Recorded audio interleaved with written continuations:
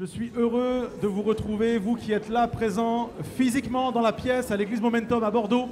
Également ceux qui sont en ligne et qui nous rejoignent semaine après semaine. Bienvenue à la maison, ceux qui verront ce message en replay. On est heureux de vous compter des nôtres. Je suis heureux, pour ceux qui ne me connaissent pas, je vois qu'il y a encore quelques visages de gens qui finissent les vacances. Je suis le pasteur Jérémy Poulet, je sers dans cette église, on est plusieurs pasteurs et je suis le pasteur Jérémy Poulet. C'est moi qui porte ce week-end la parole de Dieu. Je le fais avec toujours crainte, empressement, honneur. Je suis béni de pouvoir le faire. Et j'aimerais vous poser une question, qui était là la semaine dernière? Ok, qui n'était pas là la semaine dernière? Ok. Vous pouvez aller voir le message sur YouTube, mais en fait, j'ai abordé un point de message la semaine dernière que je vais juste reprendre pour comme appuyer, développer, ciseler un petit peu plus. J'ai juste fait une petite allusion dans mon message et j'aimerais ce matin le reprendre à l'endroit où je l'ai laissé pour l'amener. Parce que quand je l'ai prêché la semaine dernière, je savais que je prêchais cette semaine et je savais sur quoi j'allais prêcher cette semaine. Pour ceux qui étaient là, petit rappel. Pour ceux qui n'étaient pas là, petit rappel. On a parlé de Abraham. Vous connaissez cet homme qui, pendant 75 ans, les 75 premières années de sa vie, il a vécu dans sa famille, près de son père, avec sa famille. Ils étaient ensemble, ils avaient une affaire familiale, ça fonctionnait. Et Abraham, à cette époque-là, les 75 premières années de sa vie, s'appelle Abram. Et Abraham, on a vu que ça signifiait père élevé. Et que le seul père élevé dans la vie de Abraham à ce moment-là, c'est son propre père. C'est un homme qui s'appelle Térak. Et Térak, par la vie de son fils, est élevé. C'est un fils qui fait honneur à son père. Et pendant 75 ans, Abraham va rester dans la maison de son père. Sauf que Dieu a pour Abraham, comme il a pour chacun de nous, un plan qui nécessite de quitter père et mère. Et un jour, Dieu va venir vers Abraham et il va l'adresser, il va le défier. Quitte la maison de ton père. Quitte la maison de ton père. Et Abraham doit faire un choix. Est-ce que je vais marcher, est-ce que je vais fonctionner en fonction de ce que Dieu me dit? Ou est-ce que je vais rester coincé, prisonnier dans la maison de mon père parce que je veux lui faire honneur?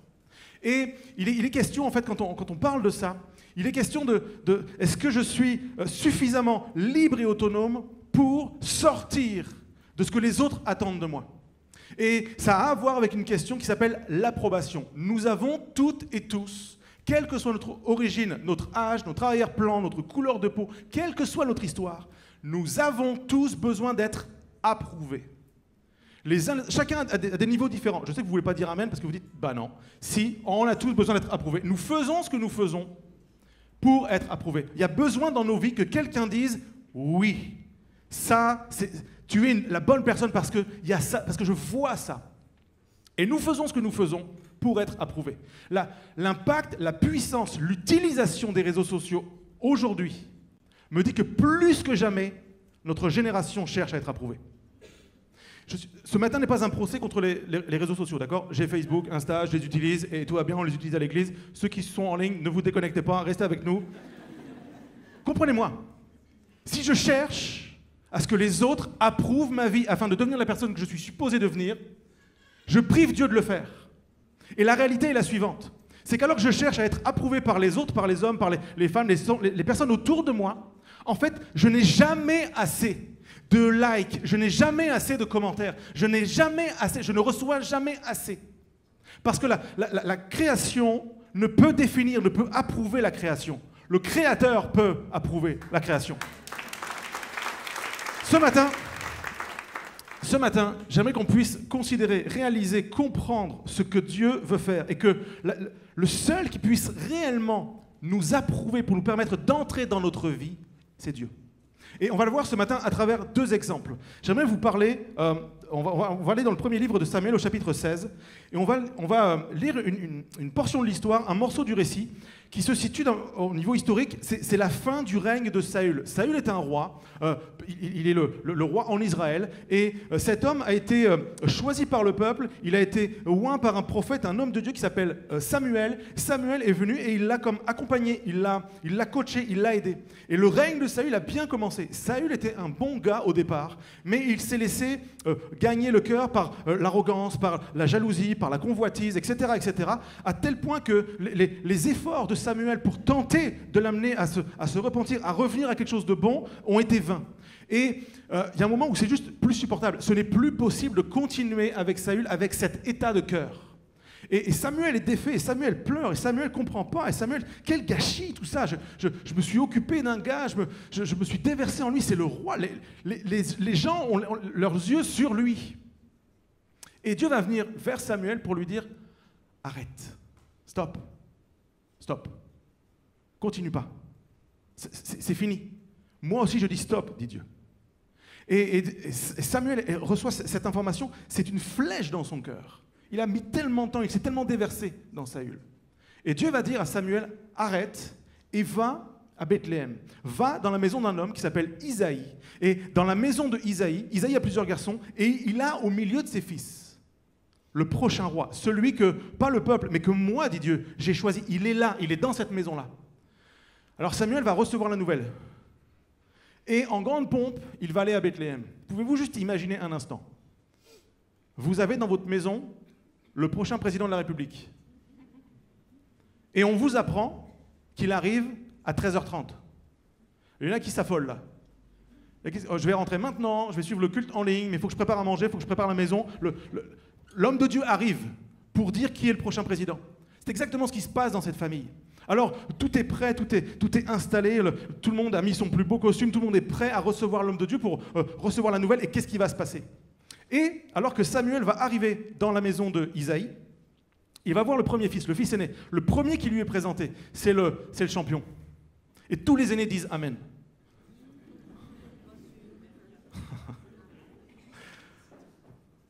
Il est impressionnant. Tu le vois, tu te dis, mais c'est un homme comme ça qu'il faut pour le pays. Mais bien sûr, il est impressionnant.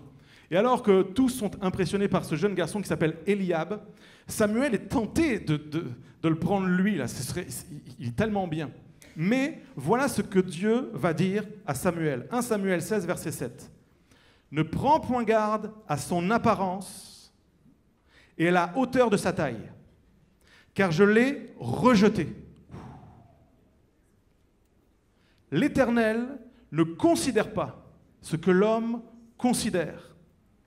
L'homme regarde à ce qui frappe les yeux, mais l'Éternel regarde au cœur. L'homme regarde à ce qui frappe les yeux, mais l'Éternel regarde au cœur. Force est de constater que nous sommes toujours impressionnés, ou pas, par ce que nos yeux voient. On va valider, on va approuver, on va encourager en fonction de ce que nos yeux voient. Et comprenez-moi bien, je voudrais briser un mythe tout de suite. Le problème de Eliab n'est pas son apparence. À tous ceux qui sont beaux, toutes les femmes qui sont belles, qui sont grands, qui sont impressionnants, dont l'apparence fait dire aux autres « Waouh !» ce n'est pas un problème. Le problème n'est pas dans l'apparence. L'Éternel regarde au cœur. Notre apparence n'impressionne pas Dieu. Ce n'est pas quelqu'un qui est grand, qui est beau, qui manifestement est impressionnant que Dieu recherche. Ce n'est pas ça qui fera que nous serons approuvés. L'approbation de Dieu vient non pas de ce qui est visible, mais de ce qui est invisible. Et Dieu, en fait, et Dieu va donc dire à Samuel, ce n'est pas celui-là. Alors j'imagine le père commence à transpirer. Heureusement, il y a le fils numéro 2. C'est pas lui non plus. Le 3. Non, le 4e fils alors. Ben le 5e fils. Ah, si c'est pas le 5e, c'est le 6e fils. Non. Heureusement, il y a le 7e fils. Toujours pas. Et là, Isaïe, le papa, lui, ne comprend pas. Parce que lui, le papa, dans ses yeux de père, les 7 premiers, c'est forcément un de ceux-là. Ça ne peut pas être quelqu'un d'autre. C'est forcément dans les 7 premiers que ça se passe. Et c'est les seuls qu'il a pris la peine de convier à la réunion. Ce sont les seuls, les 7 premiers qui, d'après les yeux humains, sont potentiellement la personne capable de prendre le royaume. Et Dieu dit non à chaque fois. Alors Samuel est vachement embarrassé, il dit, mais est-ce que ce sont là tous tes fils? Et il y en a un qui est encore plus embarrassé, c'est le papa. Ben, il m'en reste bien un. pas être lui. Lui, c'est le berger. Je l'ai laissé dans la montagne. Je ne crois tellement pas en lui. Je ne l'approuve tellement pas que mon regard de père sur la vie de mon fils déclenche, engendre le fait que ça ne peut pas passer par lui. Et Samuel dit, envoie-le-moi chercher. Il ne sait pas encore à ce moment-là que c'est lui. Envoie-le-moi chercher. Il faut que je le voie. Il faut que je sache. Alors on va chercher le petit dernier. David. Le berger dans la montagne. Et j'imagine les gars qui arrivent vers David et qui lui disent, il y a l'homme de Dieu, Samuel, le preacher star de l'époque, veut te voir. Il cherche le prochain roi, le prochain champion après Saül. Et il paraît que c'est dans la maison de ton père. Et j'imagine David, mais c'est pas possible. Ça ne peut pas être moi. Et tout le chemin, il a dû se dire, mais c'est pas possible, c'est improbable. Il y a Eliab, non, c'est pas possible. Moi, je suis juste le petit, je suis celui qui est méprisé. Tout le monde me prend pour quelqu'un qui est juste fourbe, qui veut user de ruse. Je suis différent des autres. Les autres sont tous des grandes baraques. Moi, je suis petit, je suis blond. Et dans le contexte, c'est pas une couleur de cheveux qui est virile. Il est à l'opposé des standards. Il est à l'opposé de ce qu'on attend, à l'opposé de l'image que l'on attend pour la fonction. Alors il arrive, et Samuel le voit, et Samuel sait instantanément que c'est lui. Alors il va prendre cette corne pleine d'huile, et il va la faire couler sur la tête de David en signe de consécration, de royauté, de choix, d'approbation divine.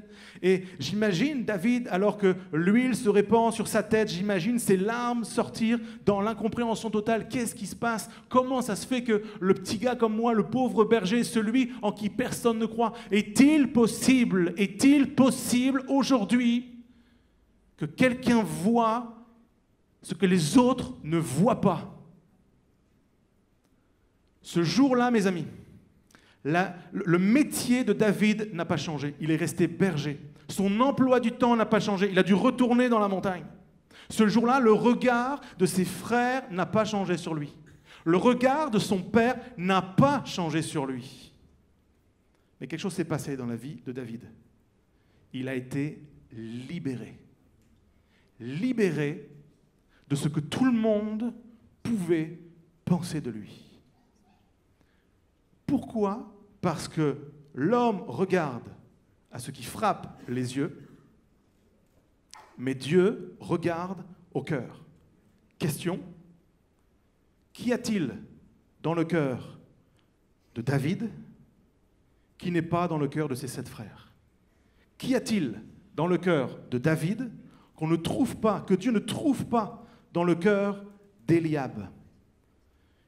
Comment ça se fait? Comment ça se fait que personne n'a vu chez David ce que Dieu voit? David, quand on étudie son histoire, c'est pas un gars parfait.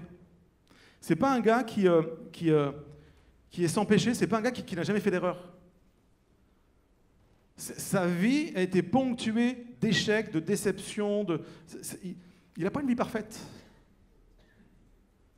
Mais la Bible le présente comme l'homme selon le cœur de Dieu. Qu'est-ce qu'il y a dans le cœur de David qu'il n'y a pas chez les autres? David, toute sa vie, l'important pour lui, c'était de mettre Dieu à l'honneur dans tous ses choix. D'agir, de fonctionner, de vivre en fonction du regard de Dieu. L'important dans la vie de David n'est pas ce que les autres pensent de David, et c'est ce que Dieu pense de David. À tel point que lorsqu'il péchait, lorsqu'il faisait quelque chose qui était à l'opposé de ce que Dieu voulait, le cri qui le menait à genoux, la véritable repentance, c'était pas « je t'en supplie Dieu, fais en sorte que tout aille bien dans ma famille, fais en sorte que personne ne sache, protège mon image ». Le cri de David, c'était « pardon d'avoir blessé ton cœur ». Son cœur était pour Dieu. Et je sais une chose, ce matin, dans cette pièce, aujourd'hui, sur Internet, il y a des hommes et des femmes qui ont le cœur de David. Il y a devant moi une assemblée d'hommes et de femmes qui veulent Dieu au centre de tous leurs choix, de toutes leurs priorités. Et que alors que tu fais ça, alors que tu places Dieu au-dessus de tous tes choix, de toutes tes ambitions, de toute chose, de toute l'image que tu peux avoir, Dieu vient te choisir là où personne t'aurait choisi. Dieu vient prononcer des mots, des phrases dans ta vie que personne ne peut prononcer. La Bible nous dit, et c'est extraordinaire, vous savez que tout est possible. Vous savez que tout est possible. Même des choses comme ce qui est écrit dans le Proverbe 16, verset 7. Quand l'Éternel approuve les voies d'un homme, il dispose favorablement à son égard même ses ennemis. C'est-à-dire que même les gens qui sont contre lui, Dieu peut les changer. Si mon cœur est approuvé par Dieu, même les gens qui m'en veulent n'ont pas de pouvoir.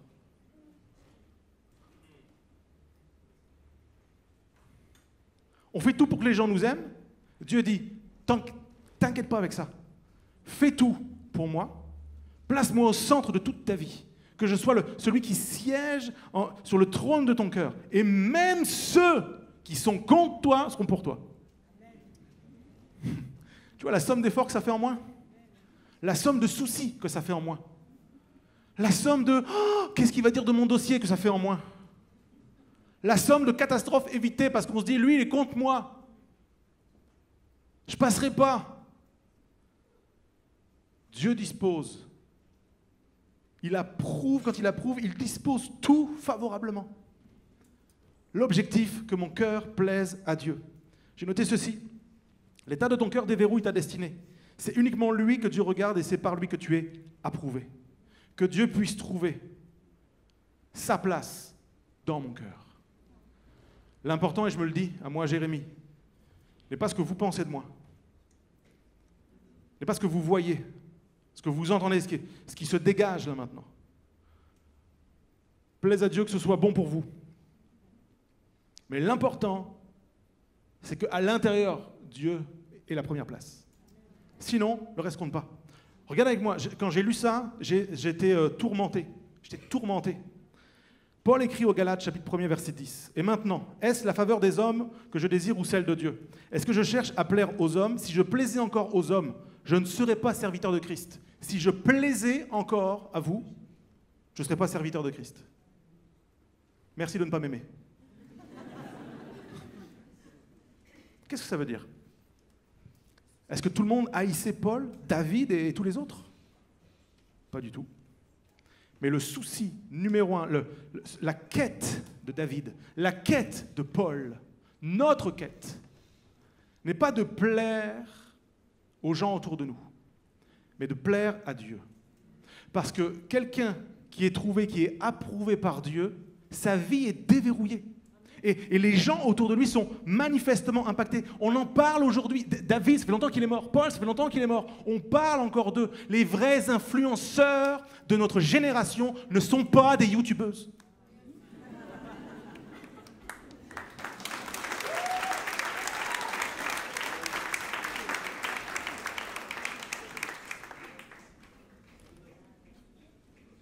On est prisonnier des gens quand on cherche leur approbation. Je veux être prisonnier de Christ. Parce que c'est lui qui me rend libre.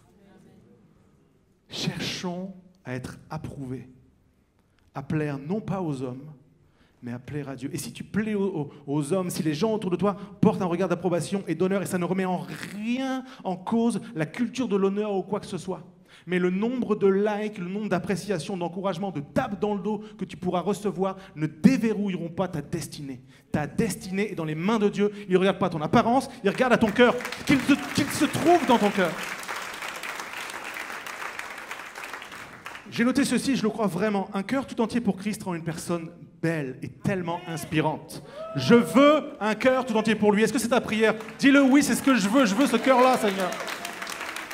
Alors, aussi vrai que Dieu regarde au cœur, et que c'est ce qui libère une destinée. J'aimerais regarder l'exemple de la vie de quelqu'un. Et l'exemple de sa vie est extrêmement impactant et édifiant. Son histoire se trouve dans Ésaïe, au chapitre 53 et au verset 1er. Qui a cru à ce qui nous était annoncé? Qui a reconnu le bras de l'Éternel? Il s'est élevé devant lui comme une faible plante, comme un rejeton qui sort d'une terre desséchée. Il n'avait ni beauté, ni éclat pour attirer le regard. Son aspect n'avait rien pour nous plaire. Méprisé, abandonné des hommes, homme de douleur, habitué à la souffrance, semblable à celui dont on détourne le visage. Nous l'avons dédaigné, nous n'avons fait de lui aucun cas. Il est question de Jésus. Deuxième pensée que j'aimerais déposer sur vos cœurs, elle est terrible. Jésus n'avait rien pour nous plaire.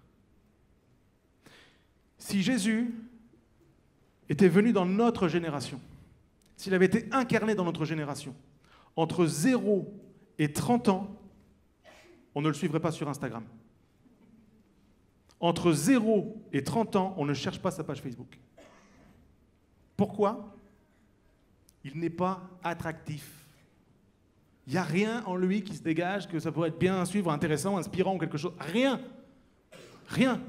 Le gars, il est né à Nazareth, en Galilée, un endroit où les gens ont un accent. On ne comprend pas ce qu'ils disent. On s'en moque. Il vit dans une banlieue, c'est une ville, c'est pourri. Il naît dans une étable. Ça fait rêver qui? Ça influence qui? Ça marque les esprits de qui? Sa conception est scandaleuse. Sa mère, c'est une adolescente, elle est toute jeune. Son père sur la terre n'en veut pas. Un ange est obligé de s'en mêler pour que ça se passe. Et tout ce que l'on sait de la vie de Jésus, de 0 à 30 ans, l'épisode qu'on a, c'est dans son adolescence, il a 12 ans, il est dans le temple, il lit le rouleau, il lit la parole de Dieu. Il y a une grande fête à Jérusalem et ses parents l'oublient.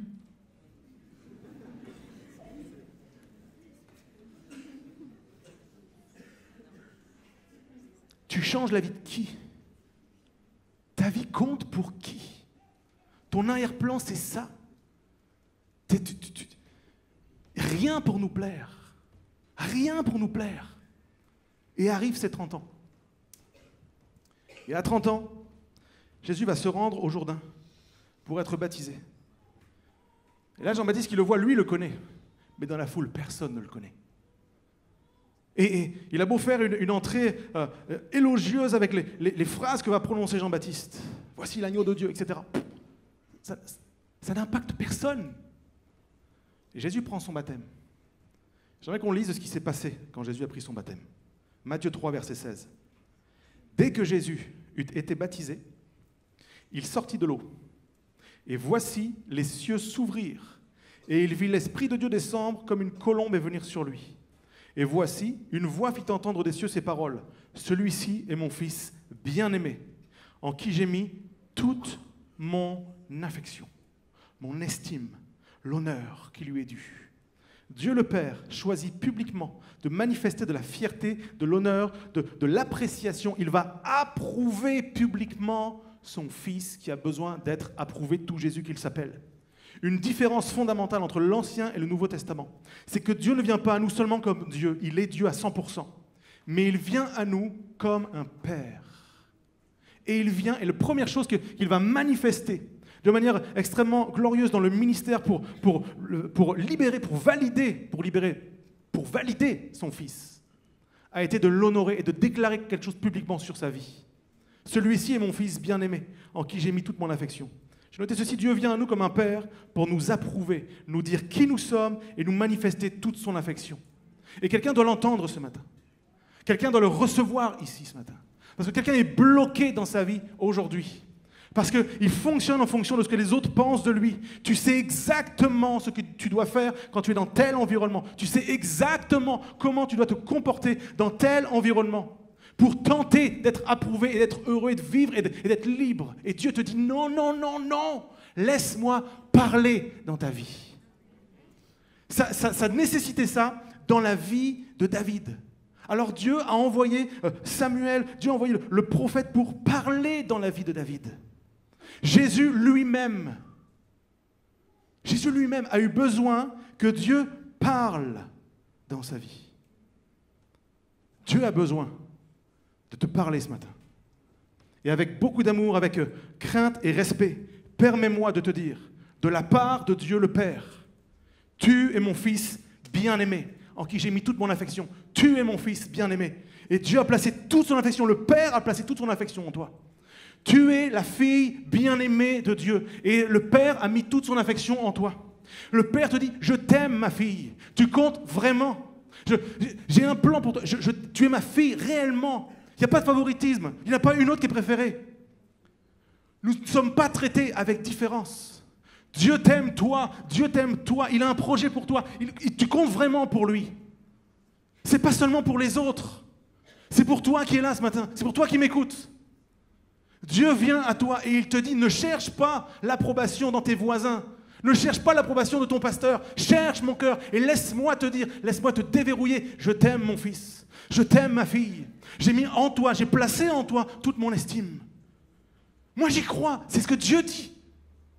Reçois-le ce matin. Reçois de Dieu comme Jésus l'a reçu. Alors que Jésus a entendu ces paroles, l'Esprit est venu comme une colombe sur lui, comme pour sceller ces mots. Et alors qu'il reçoit ces paroles, qu'il reçoit cette révélation de qui il est, il va entrer dans son ministère, 40 jours de jeûne, il va aller défier Satan dans le jardin, il va gagner dans le désert contre Satan. Et ensuite il va aller de ville en ville, former une génération. Et ce matin, on est là parce qu'il y a un gars qui a reçu cette pensée, cette réalité spirituelle que nous devons recevoir. Qu'un enfant de Dieu n'a pas besoin que sa génération l'approuve, que ça passe par Dieu. Et Dieu ce matin te dit, si tu es un enfant de Dieu, et tu es un enfant de Dieu, tu n'es pas plus aimé ou moins aimé qu'un autre. Reçois cette vérité spirituelle. Tu peux tout confronter, tu peux tout affronter. Tu as l'impact de ta vie est démultiplié quand tu réalises qui tu es en Dieu. Cette pensée ce matin brise les chaînes de ce que les gens pensent de toi. Cette pensée ce matin, cette parole vient libérer, vient casser les liens qui te tiennent esclave du regard des autres et de ce que les autres pensent. Reçois ces paroles. Reçois ces paroles. Il a cru. Jésus a... C'est comme s'il est entré pleinement dans son identité à ce moment-là. Le Fils de Dieu lui-même est entré dans son identité à ce moment-là. J'ai noté ça, Jésus n'est pas venu pour impressionner les yeux, mais pour impacter les cœurs. C'est la destinée des enfants de Dieu, c'est notre destinée. Que je n'impacte pas les yeux, c'est pas grave. Puisse ma vie impacter les cœurs et révéler et pointer et manifester Dieu.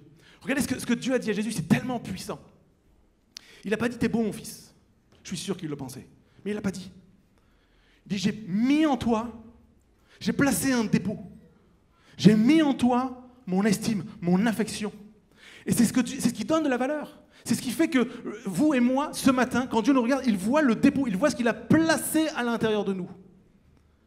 Il a placé quelque chose de lui à l'intérieur.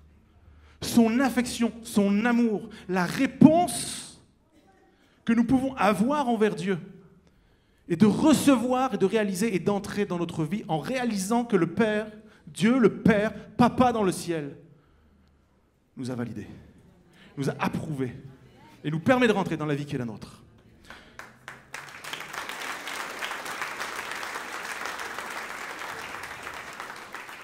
Un mot de Dieu, et tu prends le départ, comme Abraham, comme David, comme Paul, comme Jésus, tu prends le départ. Ce matin, tu prends le départ avec une parole qui vient de Dieu. Dieu te dit, à travers, je ne suis pas Samuel, mais à travers son serviteur, Dieu te dit, tu es mon fils bien-aimé, tu es ma fille bien-aimée en qui j'ai mis toute mon affection. Je vous lis ceci, si donc vous êtes ressuscité avec Christ, cherchez les choses d'en haut, où Christ est assis à la droite de Dieu, pendant que les musiciens reviennent, s'il vous plaît. Affectionnez-vous aux choses d'en haut et non à celles qui sont sur la terre. Car vous êtes morts, votre vie est cachée avec Christ en Dieu. Quand Christ, votre vie, paraîtra, alors vous paraîtrez aussi avec lui dans la gloire. J'ai lu quelque part, c'était sur un petit panneau, vous savez, des punchlines qu'on peut acheter sur des cartes. J'ai lu « Ta vie démarre le jour où tu réalises que tu n'en as qu'une ». J'aime l'idée, permettez-moi de la ciseler un peu plus. Ta vie démarre le jour où tu réalises qu'elle est cachée en Christ. Il a plu à notre Père de nous cacher en Christ. On fait tout pour être remarqué par les hommes, et Dieu le Père fait tout pour nous cacher en Christ.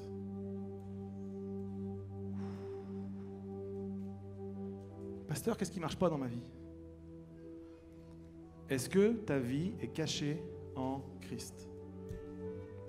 Est-ce que ta vie vient de lui et pointe vers lui? Est-ce que mes choix, mes orientations, mes décisions, ma façon de parler, de travailler, de traiter mon époux, mon épouse, mes enfants, de traiter les affaires, l'argent, est-ce que tout ce qui fait ma vie est impacté par la pensée de Dieu et lui rend gloire? Est-ce que ma vie est cachée en Christ? Pourquoi Dieu le Père ne permet pas que peut-être tu brilles de mille feux sous l'éclat des projecteurs? Est-ce que ta vie est cachée en Christ? Peut-être tu brilles dans l'éclat des projecteurs. Est-ce que ta vie est cachée en Christ? Rien n'est plus puissant, les plus impactants, les plus challengeants, les plus édifiants que d'une vie qui est cachée en Christ. En fait, c'est un petit peu comme cette petite boîte qui est là sur mon pupitre, qui est là depuis tout à l'heure. En fait, personne ne l'a remarqué. Personne qui était impatient que je parle de la petite boîte. Personne ne s'est dit, oh là là, la petite boîte est magnifique. Tais-toi, pasteur, montre-nous la petite boîte. Et beaucoup, on est là ce matin, en fait, on est comme la petite boîte. La petite boîte, si elle pouvait parler, elle dirait, mais je suis là. Je suis là. Hé, regardez-moi. Alors la petite boîte, elle s'est fait toute belle. La petite boîte, elle a enlevé ses poussières. Elle a soigné sa communication, la petite boîte. Elle a réussi à venir jusque sur l'estrade, la petite boîte. Et très souvent, nos vies ressemblent à ça. Il faut que quelqu'un dise que la petite boîte est géniale quand même. Mais Dieu nous dit, mais non, ta vie est cachée. Ta vie est cachée en Christ. Ce qui importe pour moi n'est pas ton apparence. Soigne-la autant que tu veux, ce n'est pas un souci. Mais ce n'est pas ça qui te fera entrer dans la vie que j'ai pour toi. C'est ce que les gens ne voient pas, qui est dans la boîte, qui a de la valeur. Et ce n'est pas l'apparence de Jérémie qui a de la valeur. C'est l'affection de Dieu dans la vie de Jérémie, dans mon cœur, et parce que Dieu trône sur mon cœur, parce que ma vie est cachée en lui, que je peux espérer le jour où il paraîtra avec lui. En fait, la pensée, c'est Dieu n'est pas venu pour mettre la lumière sur la boîte, mais sur ce qu'il y a dedans.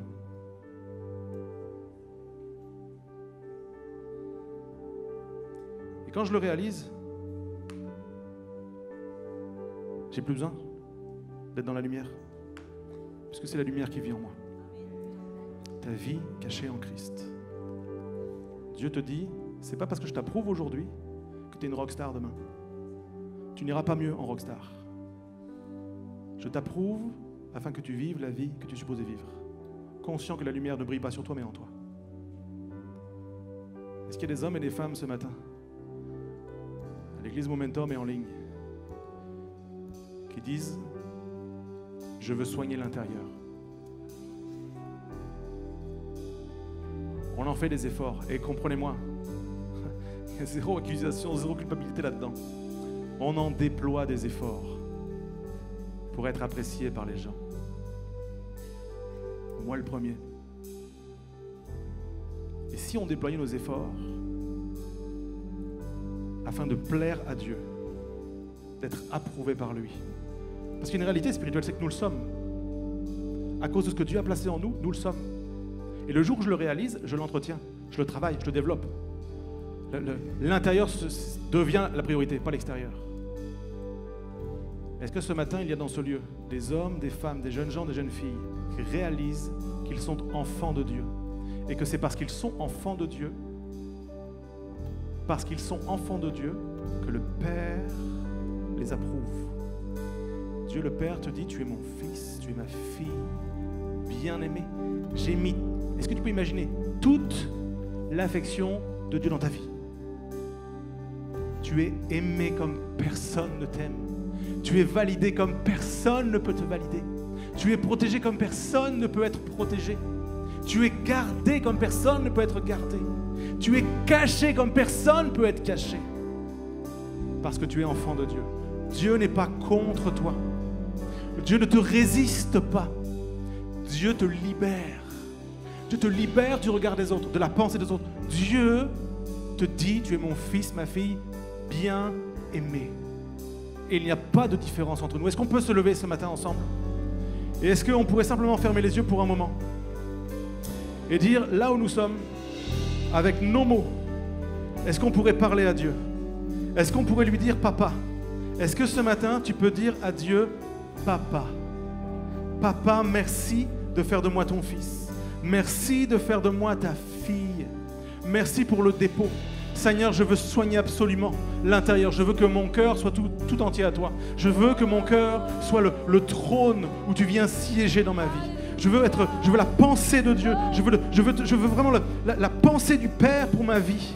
Celui qui peut véritablement me propulser dans ma destinée. Celui qui peut réparer la blessure de mon cœur. Celui qui peut restaurer ce que les hommes, les femmes, peut-être mes parents ont même abîmé ou détruit. Je crois que Dieu est là ce matin et que Dieu le Père te dit, tu es mon fils, ma fille bien-aimée, laisse-moi te déverrouiller, laisse-moi te débarrasser de tes chaînes, laisse-moi briser les liens, laisse-moi casser ce besoin de plaire à tout le monde, laisse-moi briser cet esprit qui vient comme pour amener de la séduction dans ta vie, laisse-moi casser tout ça, laisse-moi te libérer, tu es mon fils, tu es ma fille bien-aimée, j'ai placé en toi toute mon affection, je ne suis pas contre toi, je suis pour toi, on va le déclarer ensemble, on va le chanter ensemble en réponse à cette prière, tu es pour moi, tu n'es pas contre moi, je sais qui je suis ton enfant. Est-ce qu'avec l'équipe de louanges, d'un seul cœur, d'une seule voix, on peut le déclarer?